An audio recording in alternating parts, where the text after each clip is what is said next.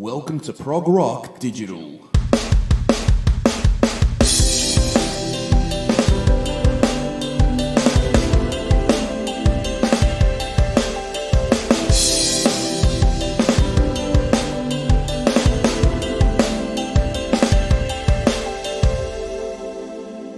Hi everyone and welcome back to another episode of ProgRock Digital. Today we're chatting with a very good friend of mine, Ioannis. Ioannis is the man behind some of the most iconic pieces of art, front covers connected to some of the biggest names in rock, prog rock, metal. Now, our conversation spans over 2 episodes. We're going to be airing the second episode in a few weeks from now, so stay tuned for that. In the meantime, sit back, relax, and enjoy our conversation with the one and only Ioannis.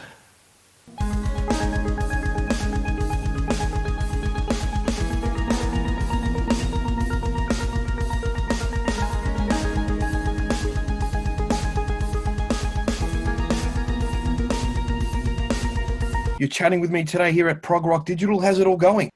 Pretty good, very tired. Been a long day, and I just finished a record cover about 20 minutes ago. So Wow. I'm doing about four at the same time right now. So we're trying to get there. There's a lot going on.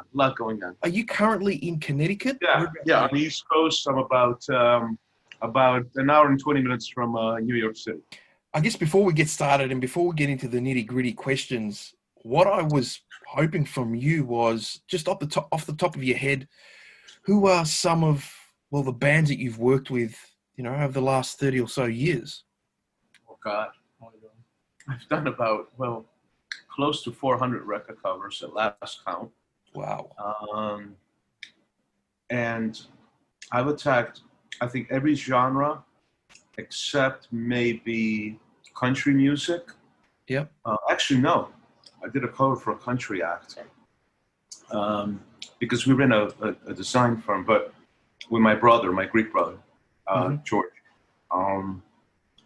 We were the only 2 guys in the family that didn't open up a restaurant, like all the other Greeks. We went to the music business, crazy us, right? but the bands, oh God. Bands, let's see, Deep Purple, Uriah Heep, King Crimson, Dream Theater, Voivod, Sepultura, Biohazard, Yngwie Malmsteen, Styx, Warren, Slaughter, work with Bon Jovi on his world tour in 1995, work with the Stones, Allman Brothers, Lynyrd Skynyrd, obviously Fates Warning, Yep. Flower Kings, John Anderson of Yes, Jean-Luc Ponty. Oh God, I know I'm missing people that are going to get PO'd. No, that's okay. Oh, the Blue Oyster Cult. Yep. It's been quite an experience. Let me put it that way. Well, yeah, it sounds like, yeah. So how did you get started? How did it all start for you? It's a really funny story. I mean, I don't know how much time we have on the podcast here, but okay, so. Well, how I got into it was I used to draw as far back as I can remember. Yep. And we immigrated to America from Greece in the late 60s. I was a tiny little guy. And when but even back in Greece, in Athens, where I was born, I was always, I loved, fascinated with Walt Disney and comic books and artwork and all that. And when I came here, it was like, oh my God, it was like a buffet in America. You had the cartoons and Spider-Man and Batman and the TV shows and this and that. Massive influence on me, right? Yes. From that point of view. So I thought I was going to be a comic book artist, right? Because I was really into that. I was buying all the Marvel comics first. And actually, I had started my own little comic book company. And I would draw comic books and I would sell to the other kids in the neighborhood for a quarter. Uh-huh. And I had like my own superheroes and everything, I mean, I was very enterprising Greek, right? Yeah. So then my parents said they were going to return to Greece. So I went back to Greece. They sent me first, and I lived with my aunt and uncle for a year. And it was in the early 70s. And that's when I turned 13, 14. Yeah. obviously it was rock and roll hit. And I remember that year, the two biggest albums that year was Uriah Heep and his Demons and Wizards and Deep Purple Machine Head. Little did I know, or did I imagine or fantasize that 25, 30 years later, that would be my clients, you know? I mean, who would have thought, right? And I remember how I got in trouble. The way I got in trouble was I had bought Demons and Wizards and I was fascinated with the artwork. I mean, I love the album, of course. Yeah. It was fascinating. I told the story to make bucks, by the way, right? Because we talk all the time. I think I've done 5 covers for Uriah Heep. Sorry about that. And so I just, the Wizard, on the rocks and everything.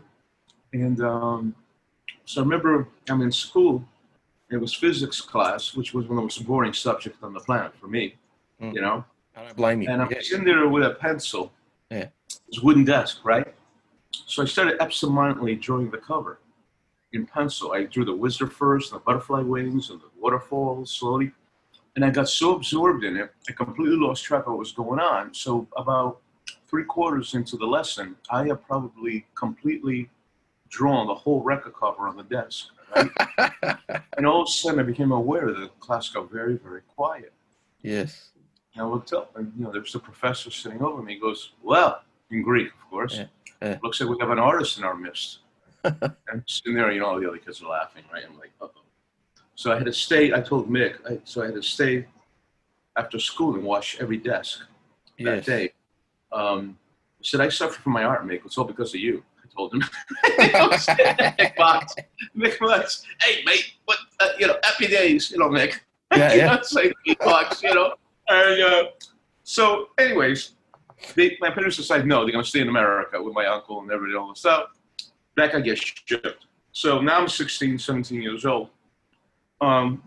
So, okay, I gotta work a weekend job, right? So, plugs me into one of his friends who own a Greek luncheonette, and they serve ice cream and milkshakes and all that kind of stuff, ice cream sundaes and all that. So that was my job. And I was in front of it, and we would open up at like 9 in the morning, and I get the shift at night. I would come in after school, and we would be closing like at 1 or 2 in the morning. So after 11:30, we got all the guys from the bar next to us who would be blasted. And, they come in and they'd be ordering like cheeseburgers and ice cream sundaes, and they're drunk anyways. So that was an interesting experience for me. It was like learning how to become a people person. Yes. First job came, the club next to me had rock and roll acts. Bands would be coming in, up and coming young bands looking to get signed, so on and so on. So I remember that specific night. It was spring of that year. I was 17, and it was late 70s. And Bobby, the guy, the club owner, comes and he says, "Hey, we're running out of ice," because we had an ice machine. Mm-hmm. "You want to come and, hey, John, Yanni," he goes to me, can you get me some ice?" I'm like, "Yeah, sure." So I run back there, I fill up his tub of ice because, they're running out of ice for the drinks. I bring it. He goes, "Your uncle told me you're a really good artist." I said, yeah, I'm sort of, yeah. He goes, "How would you like to do a poster for me?" I said, "Wow, for a rock band?" He goes, "Yeah, the band's playing next week. I need a poster." "Look, I'll pay you for it. It ain't free." He says, "I'll draw it. I like it. I'll take it." I said, "Okay." So in classic Ioannis fashion, I did it the night before, but I bring it the next day, and he, black and white, of course, artwork, and they were printing posters. They stick them all over New Haven, which is where Yale University is. Yes. That's New Haven. Yes. And band's playing tonight, 8 p.m., whatever. Iron Maiden, come see them, that kind of a thing. So he's like, "Wow, this is great. I'll give you $50 for it." I was like, "Oh my God!" I thought that was all the money in the world, I mean, this is great. By that summer, I was designing posters for every rock club in the New Haven area. Everybody knew about this Greek kid who could do this really cool artwork. So now, I'm in school. I've got a degree. I got a scholarship to go to college as an artist. Even though I had in my school, they never taught art. I was completely self-trained. Cool. Yes. I'm missing one very important ingredient. Obviously, my whole life, I lived inside a record store, right? I mean, it was rock and roll was it. Blown away. When I made the decision not to become a comic book artist and become a record cover artist, one day I remember it clear as hell.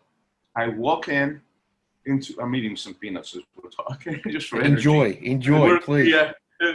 I walk into the record store, and my friend Bob, he says, "Hey, check this out." So what is that? So it's a book. So book? What are you guys selling books now? That was like a weird thing, No, yeah. You know who this guy is? I said, "Wow, that's beautiful. What is it?" He goes, "Yeah, it's look at the posters up there. It's that guy who does all the stuff for Yes." So, "Oh, Roger Dean." And all of a sudden, I recognized the artwork, Demons and Wizards, right? I'm like, oh, wow. I took that book home. I inhaled it. I was so blown away by it. That night, I decided this is what I'm going to become. So I owe that. And when I met Roger Dean on Yes's 50th anniversary, I was invited. I was backstage. I met him. I swear to God, dudes, I mean, I teared up. I said, "You have no idea how much you changed my life." I mean, it was just a moment of clarity for me. It was like, and he knew who I was, which was really pretty cool. So it was almost written. I mean, it was set in stone. It just all happened organically. I always drew what I drew, but the way I approached everything was, I was a fan, right? So I always approached it by what I thought was cool, what I thought I would like to see, Yes. And I lived. I mean, I have a lot of record cover artwork. I knew them all by name, who the artists were, and the designers, and the stories behind the artwork, and how Led Zeppelin, House of the Holy got done, and how Pink Floyd, Dark Side of the Moon got done, and how Roger Dean did Relayer, and how he did Close to the Edge, and the covers for Black Sabbath. The guy who did the cover for Sabbath Bloody Sabbath, Drew Struzan, he went on to be the guy who does the posters for Star Wars and for Indiana Jones. That's the same artist.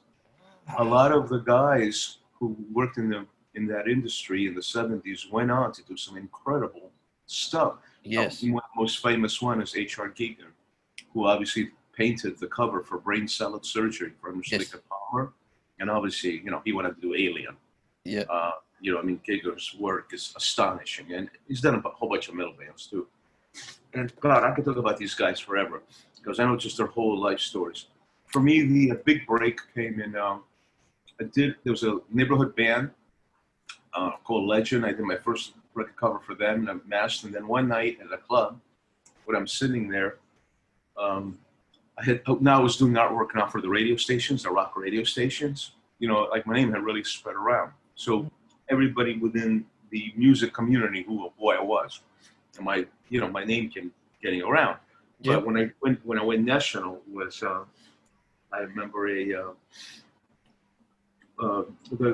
guy who was a program director for the classic rock station. He said, I know all your black and white stuff, it's beautiful, but I've seen your paintings, he goes to me, in color, what they look like. He goes, they're amazing. They're like that guy from Yes. I said, oh, yeah, Roger Dean, he's a huge influence on me. And he said, the guy who's our program director, Lee Abrams, he's really good friends with Yes. You should send him your stuff. You never know, you might do a cover for Yes. And I said, well, they got Roger Dean, they're gonna hire me, I mean, come on, I was like, I'm nobody. But I sent it, and about 2 weeks later, there's a call on the home phone, and my mom in her Greek accent comes running out, yelling and saying some guy from Chicago is calling. I have no idea who this is. Yanni, telefono. Yeah, you got it. I said, who's calling from Chicago? I go running up there, pick up the phone, and it's Lee. As a point of context to your audience, Lee Abrams, the guy who created FM radio, right, at the age of 18. He came up with the whole concept of classic rock and how it works. And just one of the most brilliant program directors, analysts without. And then he repeated his success. He's the guy who came up with the idea and created XM radio later. And then on Tribune, another greater glory. He's also behind MTV. He consulted Iron Maiden, the Moody Blues, Alan Parsons Project, Yes, the Police, U2. I mean, very powerful man in the music industry. It was very difficult to kind of break into the music industry if you were a band. Yes.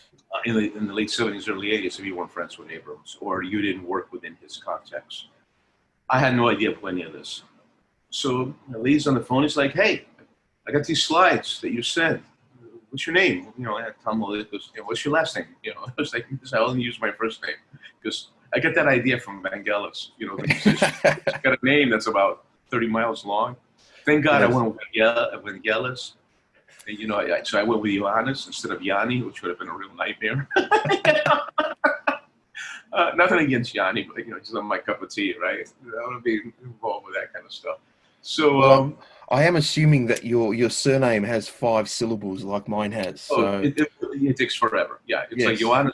My whole full name is Ioannis Nikolaos Vasilopoulos. So it uses up the whole alphabet. Yes. You know? Very thick. So Lee says, hey, what are you doing August 4th? This was in the middle of July. I said, nothing. Why? And he goes, why don't you come down to New York, Parker Meridian Hotel? Here's what I need. I need a logo. It's called Onward. It's the name of the company. I'm like, okay. I said, what's Onward about? And he said, it's a company. Me and Chris Squire of Yes have formed in producing bands. I said, oh. He goes, bring the logo. I like it, I'll buy it. I'll introduce you to Chris Squire. Then we can go see Yes or play Madison Square Garden. Sold out. All they registered out of that whole conversation to me, because I was a huge Yes fan at that point, was, want, you're going to meet Yes. Yes. that's all they registered, you know. So I go down, tell my brother, he thinks I'm out of my mind. So no, it's real. No, there's real tickets there. They're like, we're gonna meet the band. How are we gonna meet the band? What are you talking about? You're crazy, you know. But on that day, we dressed up, got on the train, the artwork, and we went there. And I met Lee and I met Chris Squire, which I still miss him to this day. God bless his soul, one of the greatest bass players of all time. Yeah. And Lee loved the logo and he bought it. And that was the beginning of my career. He introduced me to a whole bunch of people because he thought my stuff was really great. And then I just started working, and it was just I did a cover for this band called Art in America. That was my first professional cover. Eddie Offord, who produced Yes, and Georgakopoulos was the producer. I met Steve Morse at the time, who also played guitar on the album. He did some tracks. The guy who was their attorney, or their manager, was also Steven Tyler's attorney of Aerosmith. And he took me and he said, I'm going to introduce you to their managers, which was a company called Lieber and Krebs, which in the early 80s, Lieber and Krebs managed everybody who was anybody in hard rock. They managed AC/DC, the Scorpions, Ted Nugent, Frank Marino, Def Leppard. I mean, we just go on and on and on and on. And Joan Jett and the Blackhearts, and of course Aerosmith. And side projects, Michael Schenker Group, and so on. And they had different managers who were, younger managers, assistant managers. And one of the guys that I met was Paul O'Neill. And Paul loved my work, and under his wing, Paul used to describe a concept he had, how he was going to fuse rock and roll and Broadway and Flash, and we used to make merciless fun of him. And then he had the last laugh because that was the Trans-Siberian Orchestra that he created many years later. Yes. And Paul, of course, passed away a few years ago, which really hurt. But the first project I did with Paul was a band called Heaven. And what had happened is Bon Scott had died, and it was Alan was his name. Forget his last name. It's been such a while, a long time. Talking 1984, 85 now. And they said, okay, we're going to use Alan. He's a natural. He's going to be AC/DC's new vocalist. And then they said, no, wait a minute. Alan's just too good. We're going to get this other guy, which is, the replacement for Bon Scott. Yes. And we can start another band and call it Heaven.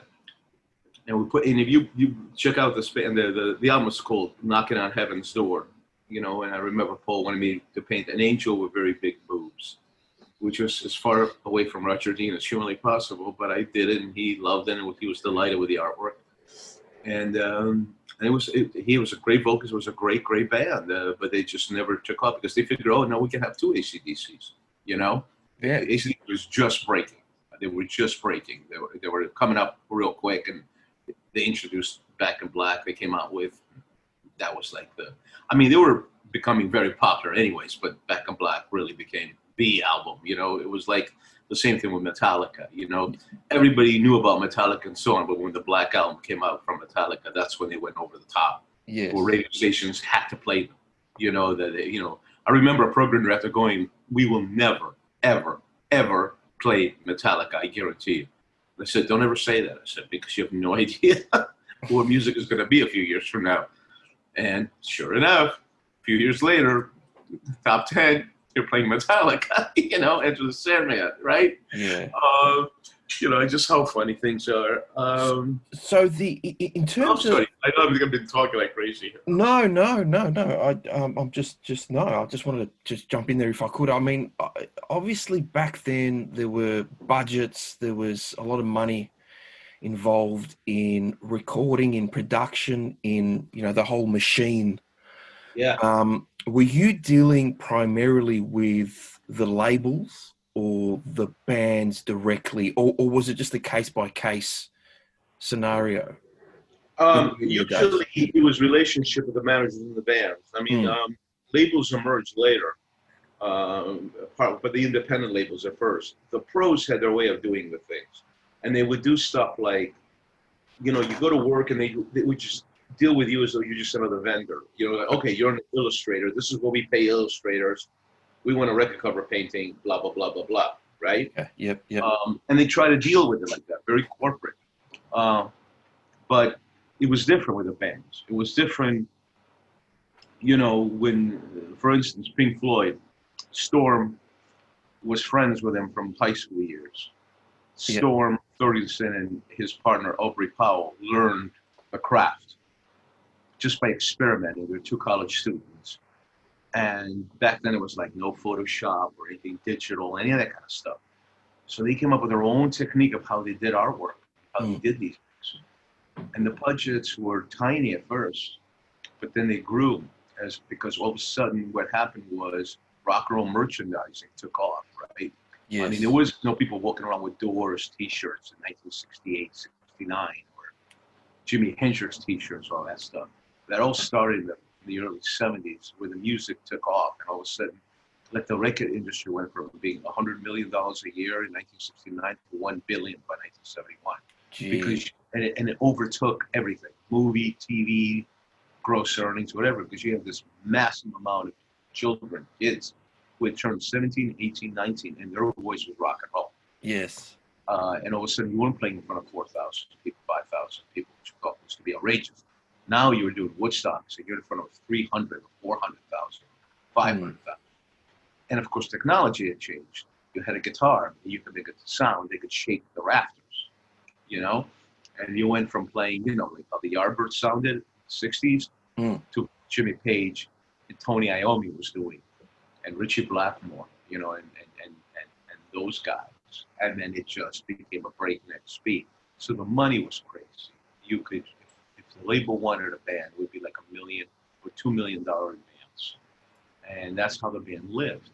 Then there would be publishing money, there would be a merchandising advance, so on and so on and so on, until the band hit it. And when they hit it, then they started getting royalties. But it was still a pretty kind of corrupt system.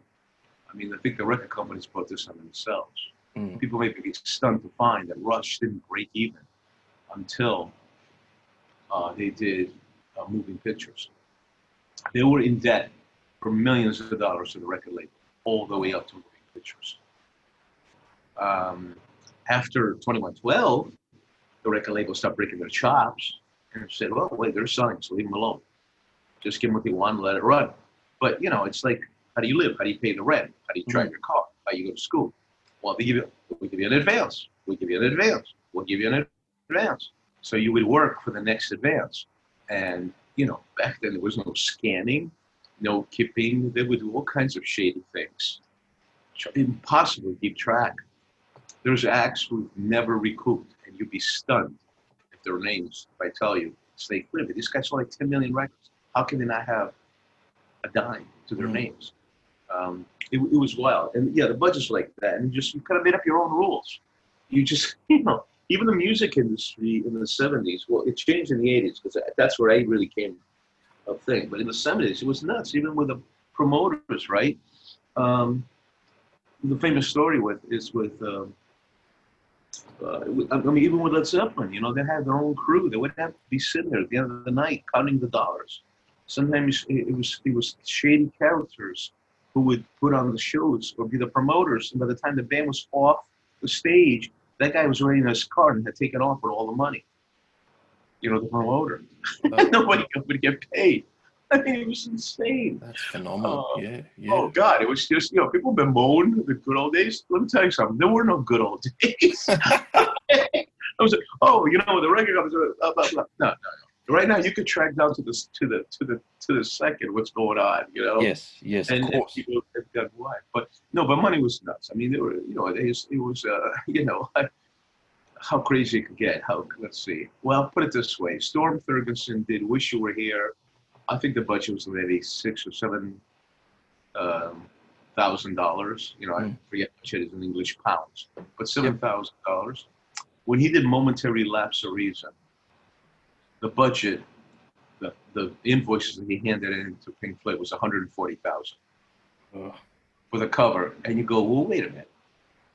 Why? What's the difference? Well, because Storm is an eccentric. God bless his soul. But he's brilliant. In the world of Photoshop, he doesn't believe in it because this is a certain way he learned.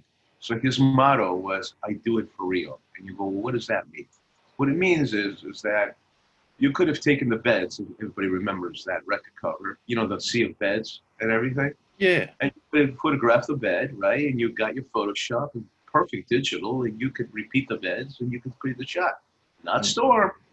He went to find the exact hospital with a 200-pound right bed, 1,000 of them, packed them into trucks, brought them out to the beach, set them up, helicopter shot overview, posed the models, the dogs, this, that. It was like a movie set, a movie shot, getting all ready, and then it started to rain. So didn't get the lighting. Back again, they go back into the truck, and so on until he got the perfect color, the perfect lighting. Yeah. That's how he cost $140,000. But hey, it was an incredible cover. It was a beautiful concept. It worked amazing, for the tour and everything. Go argue with Derek Riggs about Iron Maiden. Take Eddie away. I mean, not that Iron Maiden's not a great band, right? I mean, they still would have been a great band. But you pair them with the imagery that Derek Riggs created for them, which is a skeleton with a long hair. Yeah. My God. I mean, they're nights where they're making $200,000, $300,000 a night in merchandising alone. That's the argument I always had with, so-called corporate people. They said to me, well, your thing is about as important as a box of cornflakes, the packaging on it. And I said, theoretically, yeah. It's a board with some ink on it, and it wraps around a product, either be the CD or the vinyl or whatever, right? But I said, but it's more than packaging. It's a combination, I said, I understand that if the music sucks, the greatest record cover, it's not going to be remembered if what it contains is musical garbage. Yes. But I said, if it's a great album and a great band, it's some great visuals that combined, if you hit that mark, then the payoff for the fans, but most importantly for the record company and for the band themselves, can be amazing. Tenfold. Because you walk up to somebody, you say, what's the name of your band? It's called Pink Floyd. What? It's called Pink Floyd. That is the most ridiculous name if you take it verbally of what it means. What is a Pink Floyd? What are you kidding me? What is that? But what comes to your mind immediately when somebody says Pink Floyd now, other than the incredible music, there's those incredible visuals that Stone created, the pyramid, the prism, the man on fire holding the hand, all those subliminal, surreal photographs, and it puts you in a state of mind. Same thing with some of your band. Yes. What? Yes. You know? But now when you say yes, it's what they sound like, but then you look at the visuals by Roger Dean, those paintings of Close to the Edge and Tales of the Graphic Oceans and Relay. He transports another world. Same thing what Derek Riggs did. Same thing what Hugh Syme did with Rush. You know, the covers that he created. Point me to a successful band, and I will point you to a great relationship between a band and a designer. And that what that translates is to incredible visuals that the band will profit from. You'll buy the T-shirts and the symbols, and you fly the colors. You know, there's a reason why Sabbath Bloody Sabbath, for some people, is one of the best Sabbath albums. Not only is it an incredible album, great music, it's got dynamite artwork. That's probably some of the most copied artwork of all time. Yes. That one in the front, in the first cover, you know, with the witch shot, you know. And, you know, some of the other stuff, I mean, you know, it's kind of cool, you know, but it's didn't have the impact that those things did, you know. So it's a hell of a craft. It's a lot of fun.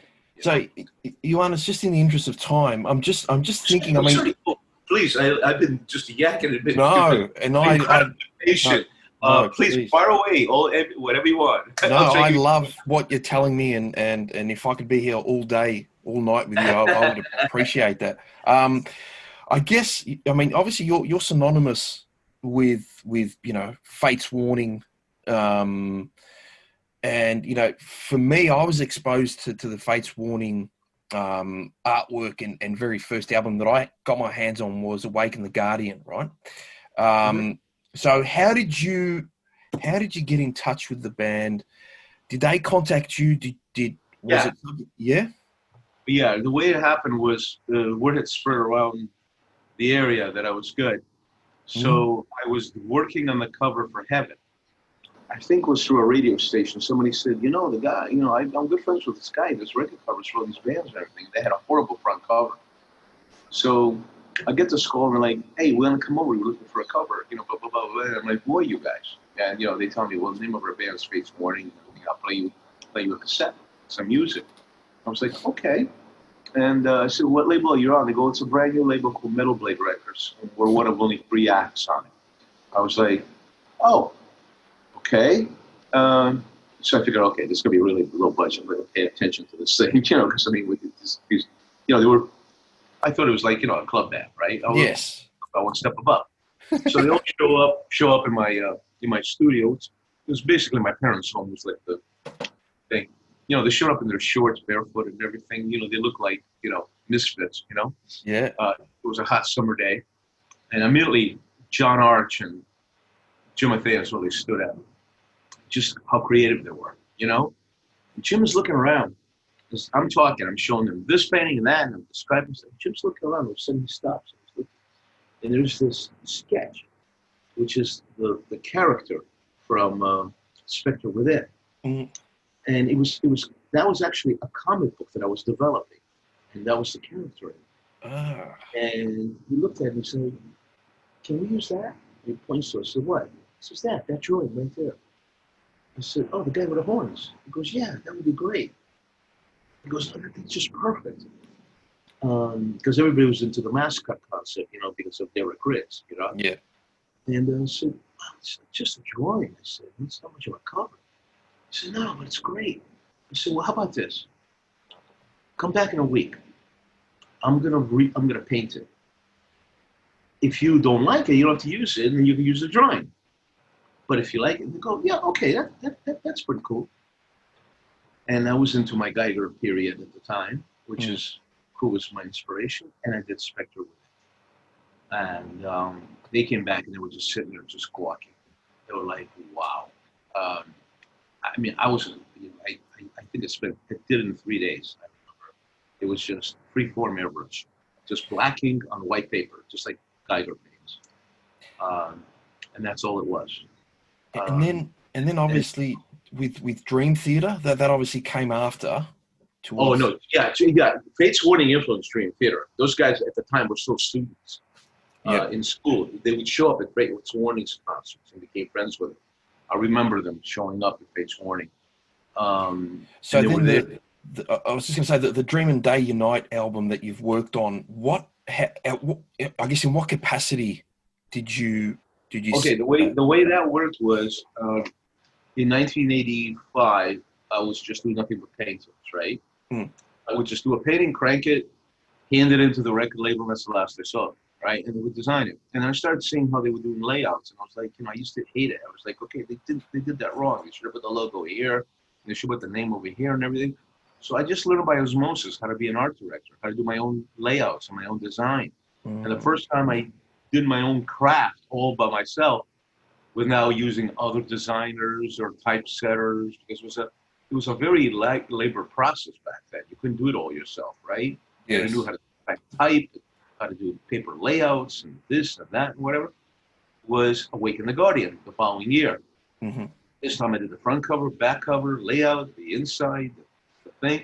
I supervised a photo shoot, which was Mick Rock, the guy who did all the covers for Queen and David Bowie.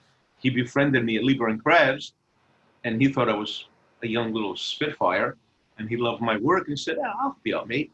And and that's essentially it. And he was amused to work with me, and I paid him back 3 or 4 years later because he only made like a few $100s for that shoot. Mick was worth so much more than that.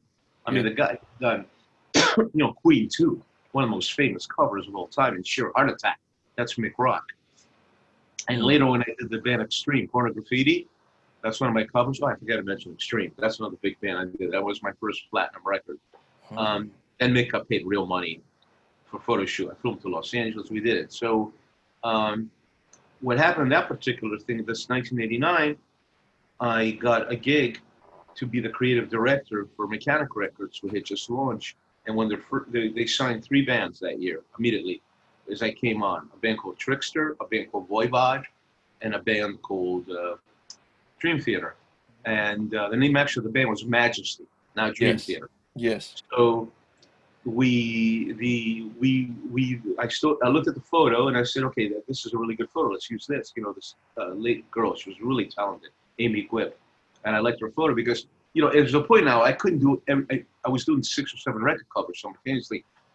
I couldn't just do everything myself, I had to, I would come up with a concept, and I got to the point where if my artwork worked, sure. If my artwork didn't work, then I would pick a photographer or another artist who I thought would be appropriate, And we picked Amy Gwip, and that's why there's an M on his chest, the symbol. It was too late to change it. And last minute, we found out there was a band called Majesty already, even though they weren't signed, but there could be legal issues. Yep.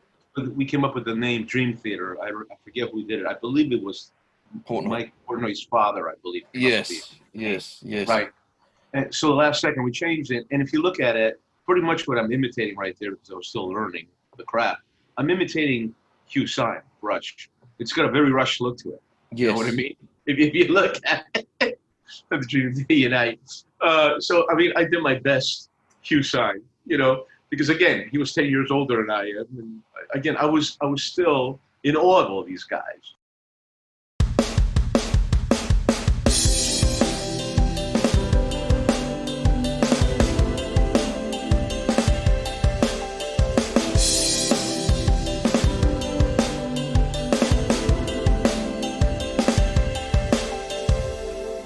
Well, that was our first episode of 2 with my very good friend Ioannis. Our second episode to go to air in a few weeks from now. In the meantime, don't forget to visit progrockdigital.com. You can also email me, progrockdigital@gmail.com. Don't forget to download your podcasts at Podbean, at Apple Podcasts, or from wherever you download your podcasts. Just search for Prog Rock Digital. This is Nicholas Georgakopoulos. Until next time, bye-bye.